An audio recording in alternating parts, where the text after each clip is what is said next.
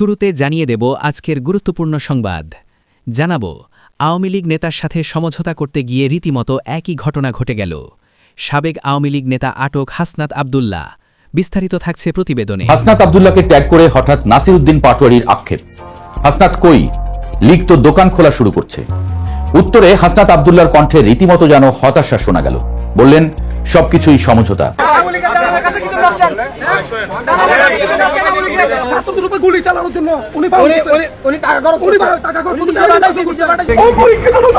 দিনে নাটক, রাতে আটক।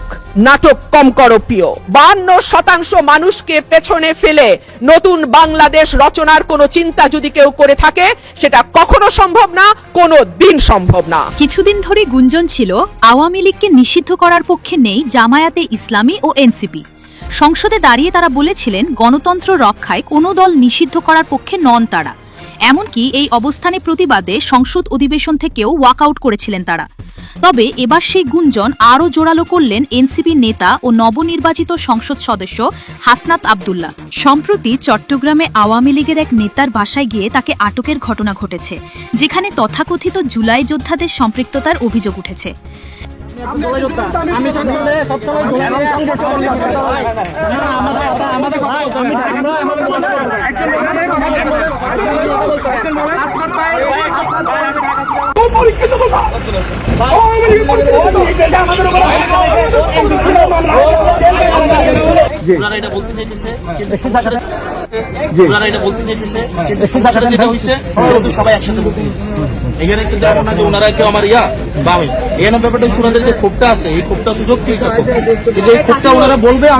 এই ঘটনার পর নতুন করে উত্তেজনা ছড়িয়ে পড়েছে রাজনৈতিক অঙ্গনে। বিশেষজ্ঞরা বলছেন, শুধু আওয়ামী লীগ নয়, আরও একটি দলকে নিষিদ্ধ করার পরিকল্পনাও করছে বিএনপি। যেভাবে আওয়ামী লীগ নিষিদ্ধ হয়ে গেছে, এভাবে যদি আগামীতে যে হাত দিয়ে আওয়ামী লীগকে নিষিদ্ধ করা হলো, ওই একই হাত দিয়ে যদি অন্য কোনো রাজনৈতিক দলকে নিষিদ্ধ করা হয়, তখন একটু শব্দ করতে পারবে না। তো এই যে একটা ফাঁদ পাতা হয়েছে, সেই ফাঁদে যদি বিএনপি পড়ে যায়, দল নিষিদ্ধ করে কোনো সমাধান হবে না। এদিকে বিএনপির বিরুদ্ধে কড়া অভিযোগ তুলেছেন এনসিপি নেতা সার্জিস আলম। তিনি দাবি করেছেন, বিএনপি আওয়ামী লীগের ভোট ব্যবহার করে ক্ষমতায় এসে এখন তাদেরই ছুঁড়ে ফেলে দিয়েছে। ওইখানে একটা অলিখিত চুক্তি, আমি যদি নির্বাচিত হই, আপনার যদি এই ইন্টারনাল সাপোর্টটা থাকে, আপনাকে আমরা 15 দিনের মধ্যে জামিন করবো, এবং করিয়েছে। বিএনপি হচ্ছে জন্মগতভাবে একটা মুনাফিকের দল। এই মুনাফিকের দল বারবার মুনাফিকি করে ক্ষমতায় আসে। সব মিলিয়ে আওয়ামী লীগ ইস্যু ঘিরে রাজনীতিতে তৈরি হয়েছে নতুন সমীকরণ ও বিতর্ক। কাগজ আর কলম, এটা দিয়ে না কোনো রাজনৈতিক দলকে আপনি নিষিদ্ধ করতে পারবেন না। বাংলাদেশের সাবেক প্রধানমন্ত্রী শেখ হাসিনার ভারতে অবস্থান এবং আওয়ামী লীগের রাজনৈতিক ভবিষ্যৎ নিয়ে অত্যন্ত কড়া ও তাৎপর্যপূর্ণ মন্তব্য করেছেন ভারতের প্রবীণ সাংবাদিক গৌতম লাহিড়ী। তিনি স্পষ্ট জানিয়ে দিয়েছেন, শেখ হাসিনা ভারতের মাটিতে একজন সম্মানিত মেহমান এবং তার নেতৃত্ব বা দলের ভাগ্য নির্ধারণ করার দায়িত্ব অন্য কারো নয়, বরং তার নিজ দলের। শেখ হাসিনা ভারতের মেহমান, আওয়ামী লীগ রাজনীতির বাস্তবতা। গৌতম লাহিড়ী। বাংলাদেশের সাবেক প্রধানমন্ত্রী শেখ হাসিনার ভারতে অবস্থান এবং আওয়ামী লীগের রাজনৈতিক ভবিষ্যৎ নিয়ে অত্যন্ত কড়া ও তাৎপর্যপূর্ণ মন্তব্য করেছেন ভারতের প্রবীণ সাংবাদিক গৌতম লাহিড়ী। তিনি স্পষ্ট জানিয়ে দিয়েছেন, শেখ হাসিনা ভারতের মাটিতে একজন সম্মানিত মেহমান এবং তার নেতৃত্ব বা দলের ভাগ্য নির্ধারণ করার দায়িত্ব অন্য কারো নয়, বরং তার নিজ দলের। সম্প্রতি সাংবাদিক ফজলুল বারীর সাথে এক সাক্ষাৎকারে বাংলাদেশের পররাষ্ট্রমন্ত্রী ও উপদেষ্টার দিল্লি সফরের প্রেক্ষাপট বিশ্লেষণ করতে গিয়ে তিনি এসব কথা বলেন। এক নজরে গুরুত্বপূর্ণ তথ্য। মেহমান হিসেবে শেখ হাসিনা। ভারতের মাটিতে শেখ হাসিনাকে ভারতের রাষ্ট্রীয় অতিথি বা মেহমান হিসেবে অভিহিত করেছেন গৌতম লাহিড়ী। হস্তক্ষেপ করবে না ভারত। শেখ হাসিনাকে ফেরত দেওয়া কিংবা আওয়ামী লীগের নেতৃত্ব পরিবর্তন করার সিদ্ধান্ত ভারত নেবে না, এটি সম্পূর্ণ আওয়ামী লীগের অভ্যন্তরীণ বিষয়। অনস্বীকার্য বাস্তবতা। বাংলাদেশের রাজনৈতিক মানচিত্রে আওয়ামী লীগকে একটি অনস্বীকার্য বাস্তবতা হিসেবে বর্ণনা করেছেন তিনি। সমালোচকদের হুঁশিয়ারি, যারা বাইরে বসে শেখ হাসিনাকে মাইনাস করার বা আওয়ামী লীগকে শেষ করে দেওয়ার কথা বলছেন, তাদের বাস্তব পরিস্থিতি বোঝার পরামর্শ দিয়েছেন এই বিশ্লেষক। সাক্ষাৎকারে গৌতম লাহিড়ী বলেন, শেখ হাসিনাকে ফেরত দেওয়া বা তার নেতৃত্ব পরিবর্তন করার সিদ্ধান্ত ভারত নেবে না, সেটা নেবে তার দল। বাইরে বসে যারা বড় বড় কথা বলছেন, তারা মনে রাখবেন, ভারতের মাটিতে শেখ হাসিনা ভারতের মেহমান, আর তার দল বাংলাদেশের রাজনীতির এক অনস্বীকার্য বাস্তবতা। গৌতম লাহিড়ী মনে করেন, আওয়ামী লীগের বাংলাদেশে একটি গভীর রাজনৈতিক ভিত্তি রয়েছে। কোনো বিশেষ পরিস্থিতির কারণে তারা বর্তমানে কোণঠাসা থাকলেও জামাতে ইসলামের মতো চরমপন্থী শক্তিকে মোকাবিলা করার জন্য আওয়ামী লীগই বাংলাদেশের প্রধান রাজনৈতিক শক্তি। তিনি আরও উল্লেখ করেন যে শেখ হাসিনাকে সরিয়ে অন্য কাউকে নেতৃত্বে আনা হবে কিনা তা নির্ধারণের ক্ষমতা শেখ হাসিনার নিজের এবং তার দলের নেতাকর্মীদের। এক্ষেত্রে ভারতের ওপর চাপ সৃষ্টি করে কোনো লাভ হবে না। বাংলাদেশের নতুন সরকারের প্রতিনিধিরা দিল্লি সফরের সময় আওয়ামী লীগের ভবিষ্যৎ নিয়ে যে আলাপ করেছেন তার প্রেক্ষিতেই গৌতম লাহিড়ীর এই মন্তব্যগুলো অত্যন্ত গুরুত্বপূর্ণ বলে মনে করছেন কূটনৈতিক বিশ্লেষকরা। তার বক্তব্যে পরিষ্কার ফুটে উঠেছে যে প্রতিবেশীর বিপদে পাশে দাঁড়ানো এবং শেখ হাসিনার প্রতি ভারতের দীর্ঘদিনের বন্ধুত্বপূর্ণ দৃষ্টিভঙ্গি থেকে দিল্লি এক চুলো সরেনি। সাবেক স্পিকার শিরিন শারমিন চৌধুরী তাকে আজকে আদালতে জামিন দেওয়া হয়েছে, নিম্ন আদালতে জামিন দেওয়ার ঘটনা ঘটেছে, যেটা প্রত্যাশিত নয়। এই যে ঘটনাটা ঘটেছে, এত দ্রুততার সঙ্গে তিনি মুক্ত হয়েছেন, এই ঘটনাটাকে স্বাভাবিকভাবে দেখছেন না রাজনৈতিক বিশ্লেষকরা। এই ঘটনার পেছনে অনেক ঘটনা, অনেক যদি কিন্তু রয়েছে, এবং সেই যদি কিন্তুর মধ্যে আন্তর্জাতিক প্রভাব রয়েছে, আওয়ামী লীগের রাজনীতি শুরু করার ইস্যু রয়েছে। তার মানে শিরিন শারমিন চৌধুরীর এই জামিন এবং দ্রুত মুক্ত হওয়ার ব্যাপারে সরকারের একটা বড় গ্রিন সিগন্যাল ছিল। এই গ্রিন সিগন্যাল ছাড়া এটা সম্ভব নয়। তাহলে গ্রিন সিগন্যালটা কেন ছিল? ভারতীয় সাংবাদিকরা দাবি করছেন যে এস জয়শঙ্কর এবং ডক্টর খলিল, অর্থাৎ ভারত বাংলাদেশ যে বৈঠক হয়েছে, সেই বৈঠকটা মূলত 2-3টা ইস্যুতে অনেকটা ভেস্তে গেছে। ভারতের পক্ষ থেকে ডক্টর খলিলকে এরকম বলা হয়েছে যে তুমি এই ব্যাপারগুলো আগে দেখো, তারপরে তোমার ব্যাপারগুলো, তোমার দেশের ব্যাপারগুলো আমরা দেখব।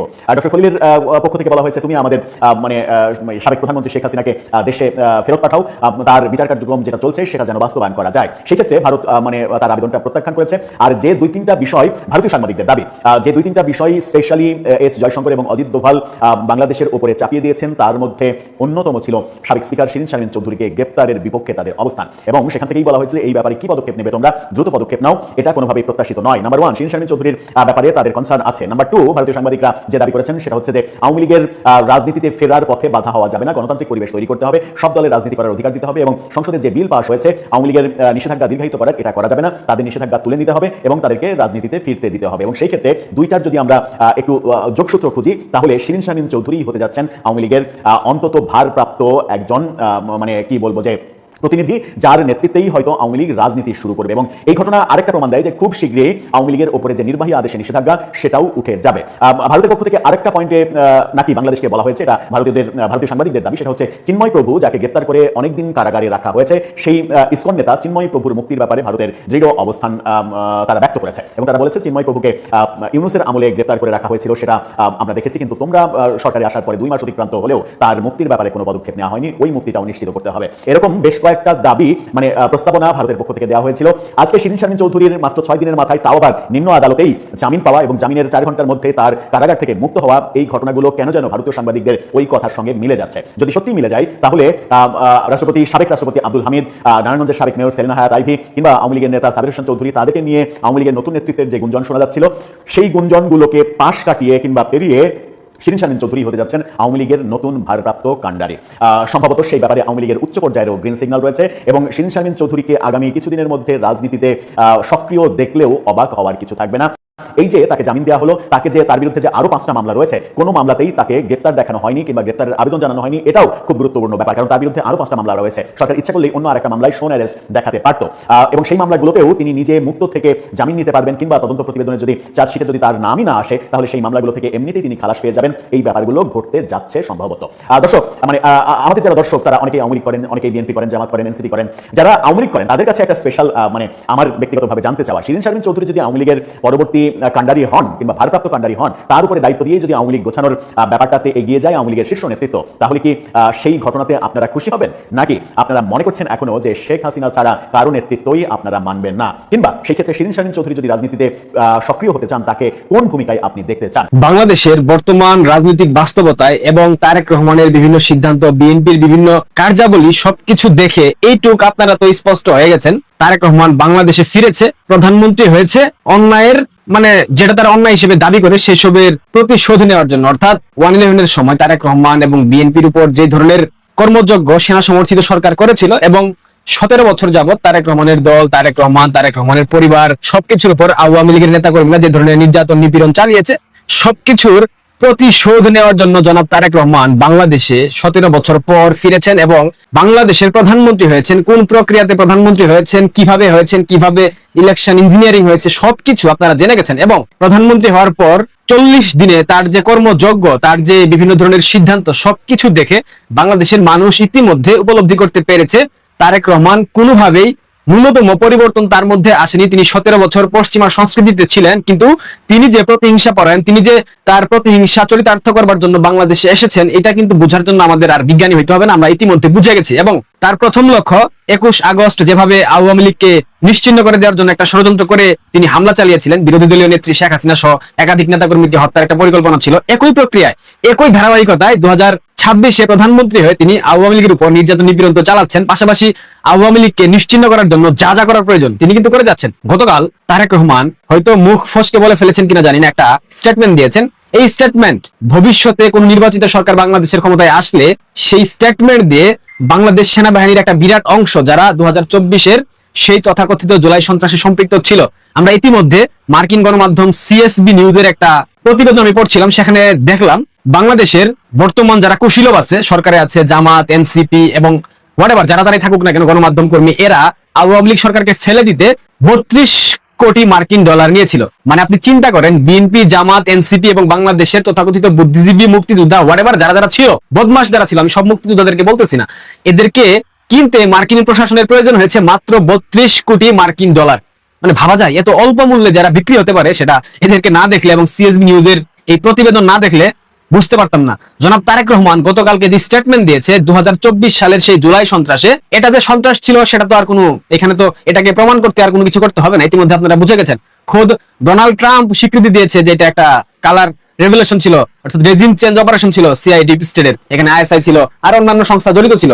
সেই বিষয়ে না যাই, তারেক রহমান বলেছে 24-এর আন্দোলনে অসাধারণ ভূমিকা রেখেছে সশস্ত্র বাহিনী। প্রধানমন্ত্রী তারেক রহমান, প্রধানমন্ত্রী তার নিজের মুখে স্বীকার করে নিয়েছেন 24-এর আন্দোলনে সশস্ত্র বাহিনী অসাধারণ ভূমিকা রেখেছে। তার মানে অদূর ভবিষ্যতে যখন এই রেজিম চেঞ্জ অপারেশনের দায়ে এবং এই জুলাই স্ক্যাম, এই জুলাই জঙ্গি উত্থানে সরাসরি সন্ত্রাসী জঙ্গিদেরকে মদত দেওয়ার জন্য সেনাবাহিনীকে শুলে চড়ানো হবে, আমি সবাইকে বলতেছি না, যারা এই ষড়যন্ত্রের অন্যতম গুরুত্বপূর্ণ পার্ট ছিল, এদেরকে, বিশেষ করে জামাতের যে পোস্টার বয় জনাব ওয়াকারুজ্জামানকে যখন শুলে চড়ানো হবে, ভবিষ্যতে যখন কোনো নির্বাচিত সরকার আসবে, সেটা হোক আওয়ামী লীগ, হোক বাংলাদেশের মুক্তিযুদ্ধপন্থী কোন সরকার, যখন ওয়াকার সহ সেনাবাহিনীর একটা বিরাট অংশকে, জামাতি অংশ, আইএসআই পন্থী অংশ, এদেরকে শুলে চড়াবে, তখন কিন্তু এই স্টেটমেন্ট, তারেক রহমানের এই স্টেটমেন্ট একটা চমৎকার ভূমিকা রাখবে। এবং এই স্টেটমেন্ট এখন নথি আকারে রেখে দেওয়া হবে, বুঝতে পারতেছেন? কারণ এই ডিপ স্টেটের কালার রেভলিউশন যে হয়েছে, এখানে তারেক রহমান মাস্টার মাইন্ডের ভূমিকায় ছিলেন। তারেক রহমানের নির্দেশনা ছাড়া কোনো কিছু হয়নি। মাহফুজ আলমকে মাস্টার মাইন্ড বলা হয়, এটা জাস্ট তারেক রহমানের উপর থেকে সেই ট্যাগটা সরিয়ে দেওয়ার জন্য ইউনূসের একটা পরিকল্পনা ছিল, এটা আগে থেকে সমঝোতার ভিত্তিতে হয়েছে। এগুলো তো আমরা এখন পানির মতো পরিষ্কার দেখতে পাচ্ছি। তো জনাব ওয়াকারুজ্জামান, যাকে রাতের আধারে ইলেকশন ইঞ্জিনিয়ারিং করে ক্ষমতায় বসালেন, প্রধানমন্ত্রী বানালেন সকল সরঞ্জাম ইউজ করে, সেই ব্যক্তি কিন্তু টেকনিক্যালি আপনাকে ফাঁসিয়ে দিয়ে গেল। তারেক রহমানের এই স্টেটমেন্ট ইন ফিউচারে, সেই দিন খুব বেশি দূরে নয়, 2 বছর, 3 বছর, 5 বছর সর্বোচ্চ, এর বেশি লাগবে না। এর মধ্যে কিন্তু জনাব ওয়াকারুজ্জামান, আপনি হয়তো বা দেশের বাড়ি চলে যাবেন, বাট আপনার পরিবার তো বাংলাদেশে থেকে যাবে। সুতরাং এই ধাক্কা কিন্তু আপনার পরিবারের উপর দিয়ে যাবে। এটা আমরা করবো না, যারা সরকার প্রতিষ্ঠিত করবে, পরবর্তীতে ক্ষমতায় আসবে, তারাই করবে। বুঝতে পারছেন তো খেলা কোথায় গিয়ে ঠেকছে? তারেক রহমান যে বাংলাদেশে প্রতিহিংসা রাজনীতি কায়েম করার জন্য এসেছেন, এটা তো বোঝার জন্য আর অন্য কোনো ব্যাখ্যার প্রয়োজন নেই। কয়েক সপ্তাহ পূর্বে সেনাবাহিনীর 2 জন শীর্ষ পর্যায়ের কর্মকর্তা মাসুদ উদ্দিন চৌধুরী এবং মামুন খালেদ, তাদেরকে গ্রেফতার করা হয়েছে, কারণ তারা 1/11 সেনা সমর্থিত সরকারের অন্যতম ষড়যন্ত্রকারী হিসেবে কাজ করেছিল। এবং তারেক রহমানের প্রশাসন, তারেক রহমানের বর্তমান সরকার, তাদের অভিযোগ ছিল তারেক রহমানের মেরুদণ্ডের হাড় যে বাঁকা করা হয়েছিল পিটিয়ে, সেখানে এই মাসুদ উদ্দিন চৌধুরী এবং মামুন খালেদের একটা ব্যাপক ভূমিকা ছিল। এই দুজনকে গ্রেফতার করার পর তারা যে স্বীকারোক্তি দিয়েছে, পিলে চমকানো স্বীকারোক্তি, এখন এই স্বীকারোক্তির উপর ভিত্তি করে জনাব তারেক রহমান কি যাদের বিরুদ্ধে এই 2 জন কর্মকর্তা স্বীকারোক্তি দিয়েছে তাদেরকে গ্রেফতার করার সক্ষমতা রাখে? আমরা তো শুনেছি প্রথম আলো, ডেইলি স্টার, 2 পত্রিকার কাছে তিনি নিজেকে বর্গা দিয়ে দিয়েছেন। এখন তিনি যে নামগুলো সামনে এনেছেন, তারা 2 জন কর্মকর্তা, তাদের নামগুলো আপনার একটু শোনা উচিত। জেনারেল মাসুদ উদ্দিন, ব্রিগেডিয়ার বারী, ব্রিগেডিয়ার আমিন, দুর্নীতি দমন কমিশনের তৎকালীন চেয়ারম্যান জেনারেল অবসরপ্রাপ্ত হাসান মসদুদ চৌধুরী, তৎকালীন নির্বাচন কমিশনের ব্রিগেডিয়ার সাখাওয়াত হোসেন, তৎকালীন মন্ত্রী পরিষদ সচিব আলী ইমাম মজুমদার, সুজনের নির্বাহী পরিচালক বদিউল আলম মজুমদার, প্রথম আলোর সম্পাদক মতিউর রহমান, ডেইলি স্টারের সম্পাদক মাহফুজ আনাম এবং তৎকালীন তত্ত্বাবধায়ক সরকার প্রধানের প্রেস সচিব ফাহিম মুনায়েম। যে নামগুলো তিনি বলেছেন, এদের ম্যাক্সিমাম ডক্টর ইউনূসের উপদেষ্টা পরিষদের বিভিন্ন পার্টে দায়িত্ব পালন করেছে। অর্থাৎ এই যে 1/11 ষড়যন্ত্র, এখানে কিন্তু সব থেকে বড় ষড়যন্ত্রকারী ছিল সুদখোর মোহাম্মদ ইউনূস। 2007 সালে সে দীর্ঘমেয়াদে সরকার প্রধান হতে পারবে না বিধায় সেনাবাহিনীর প্রস্তাব প্রত্যাখ্যান করেছিল। সেই প্রস্তাব 24 সালে অভ্যুত্থানের পর সে তার যে মনের বাসনা ছিল, সুপ্ত বাসনা, সেটা কায়েম করেছে। এখন এইখানে আমি সব নাম বাদ দিলাম, দুইটা নাম, প্রথম আলোর মতিউর রহমান, ডেইলি স্টারের মাহফুজ আনাম।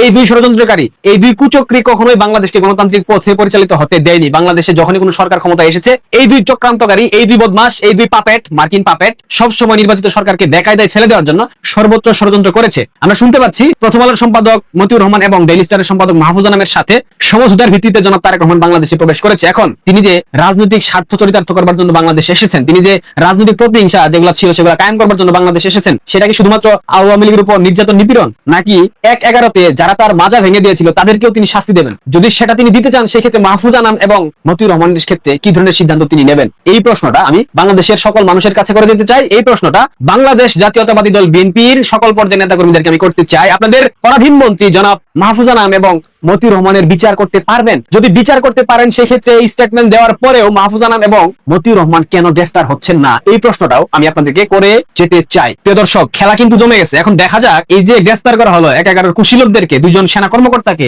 তাদের যে স্টেটমেন্ট, সেই স্টেটমেন্ট ভবিষ্যতে তারেক রহমান কিভাবে গ্রহণ করে সেটা আমরা দেখতে চাই। এবং জনাব ওয়াকারুজ্জামান, জামাতের পোস্টার বয়, আপনাকে শুলে চড়ানোর জন্য সকল বন্দোবস্ত তারেক রহমান করে দিয়ে গেল। আশা করি বুঝতে পেরেছেন।